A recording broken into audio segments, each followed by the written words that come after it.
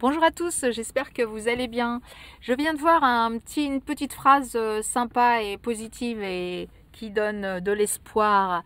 Et j'avais envie de faire ce podcast autour de cette phrase, même si déjà c'est ce que je pense vraiment.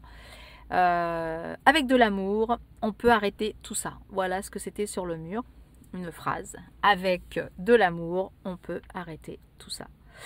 Alors dans tout ça, évidemment, vous pouvez englober tout ce que vous voulez, hein, que ce soit des problèmes avec vos amis, votre famille, vos voisins, vos collègues, etc.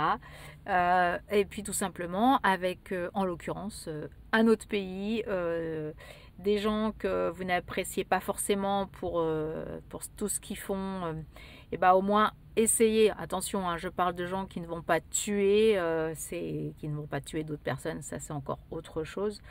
On peut avoir peut-être pas de la compréhension, de la compassion, et encore je ne sais pas. Mais en tout cas, cette phrase ouvre l'espoir, ouvre de la positivité. Et quand vous voyez dans notre société ce qui se passe actuellement, on peut certainement dire c'est ce qui manque avant tout. Je pense que les gens ont oublié ce que c'était réellement l'amour. Soit ils pensent à leur petite personne, ou ils pensent à leurs avantages fiscaux, avantages de tout ce que vous voulez. Mais à la limite, c'est pas ça le problème, que chacun ait des avantages, des envies, des besoins, au contraire, qu'ils en aient et puis qu'ils les fassent, hein, il faut aller vers ses désirs et ses envies sans surtout ne pas être frustré, parce que c'est ce qui est le pire de tous, mais sans que ça fasse de l'ombre, ou en tout cas que ça désoblige d'autres personnes. C'est avant tout soi-même on doit régler nos problèmes, on doit régler nos envies et faire en sorte que notre vie déjà aille mieux. Et quand notre vie va mieux, tout va beaucoup mieux. Et avec tout ce qui se passe actuellement, on voit que justement, on n'a plus l'amour. Parce qu'avec tout l'amour, on peut régler tout ça. Quand on voit qu'on n'a plus l'amour de notre pays, on n'a plus l'amour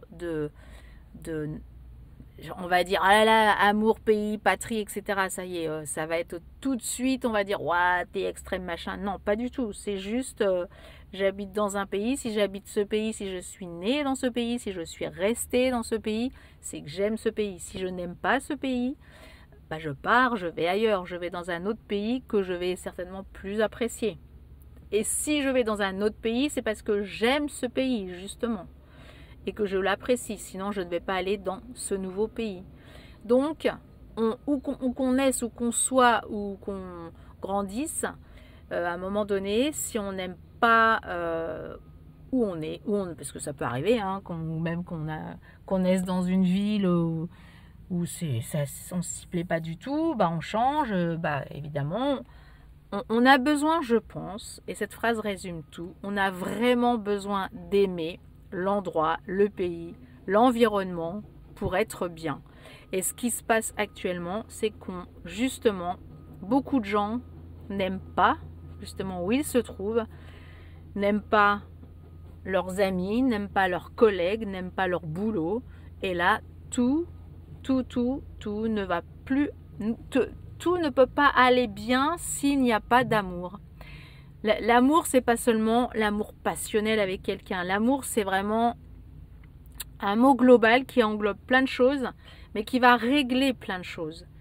Et je pense que si beaucoup comprenaient ça, et si on leur posait la question, mais est-ce que tu aimes ça? Mais est-ce que tu aimes ce que tu fais? Mais est-ce que tu aimes où tu habites? Mais est-ce que tu aimes ton pays? Est-ce que tu aimes y rester, ou est-ce que tu voudrais changer? Et il y en a beaucoup, effectivement, moi je l'entends, oh là là, mais je peux plus rester dans ce pays, je peux plus rester dans cette France, je peux plus rester dans cette ville, ça devient glauque, ça devient complètement n'importe quoi, on ne peut plus sortir, on a peur de faire ci, on a peur de faire ça. Dans certaines villes, tout est noir, il n'y a plus de lumière, on n'y voit plus rien, c'est l'insécurité totale.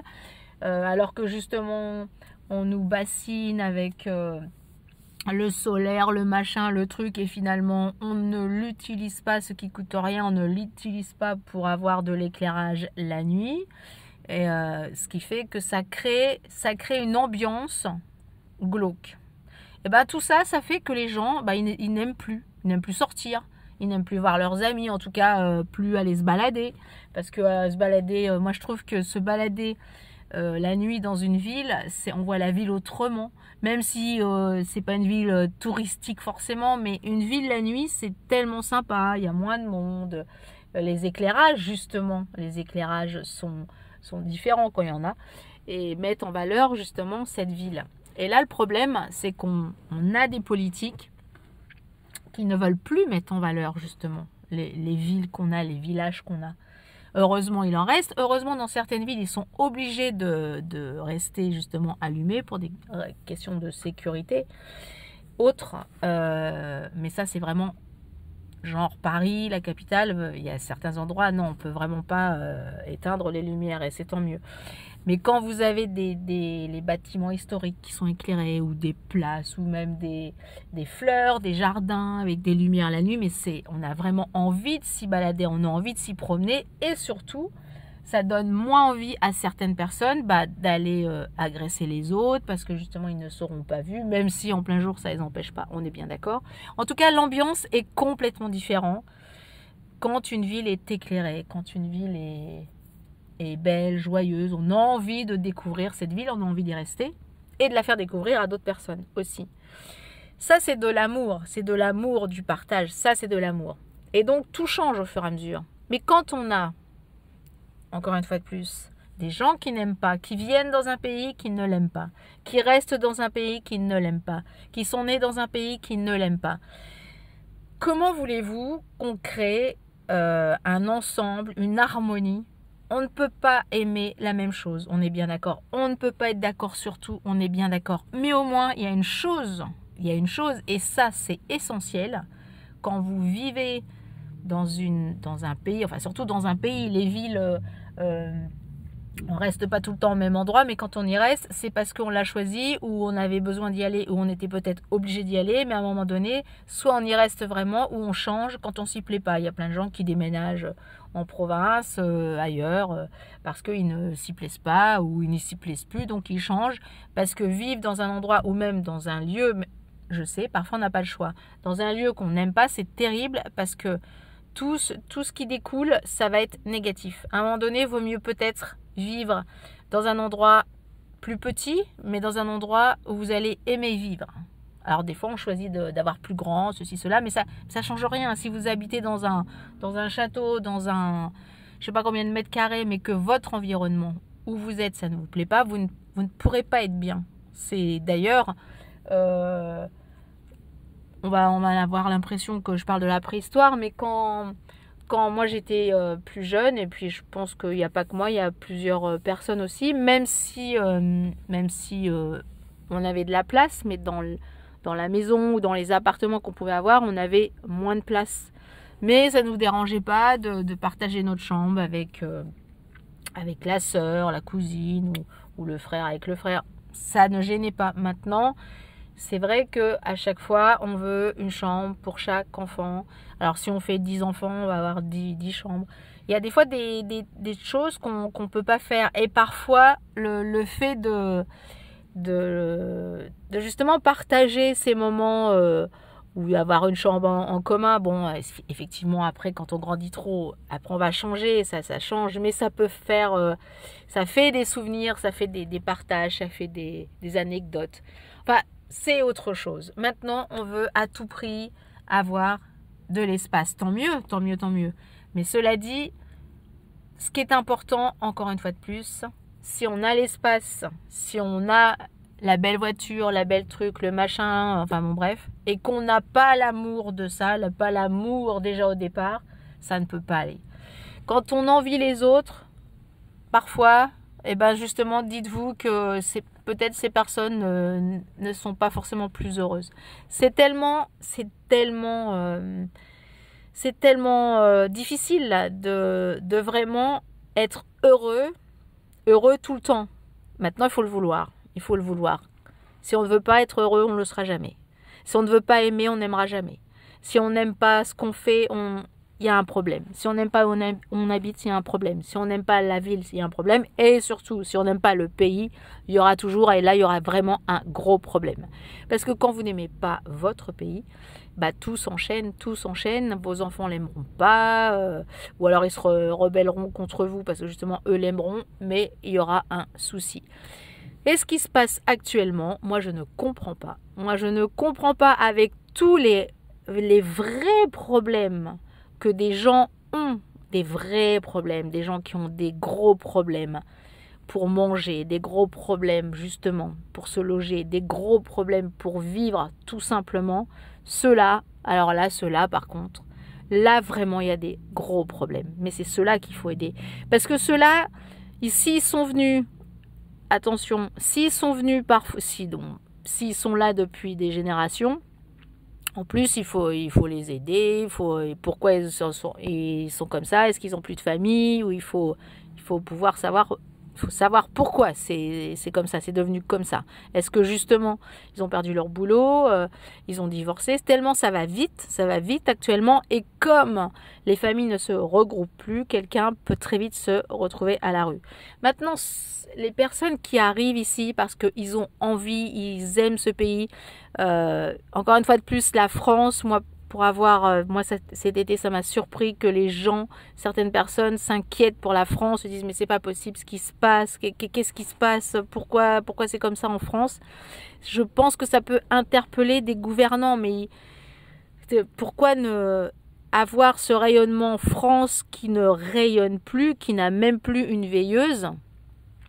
Moi, je sais pas si j'étais vraiment responsable de ce pays. Il y a un truc, il y a un truc qui interpelle, qui cloche, à moins que ce soit vraiment ce qu'on veuille faire de ce pays.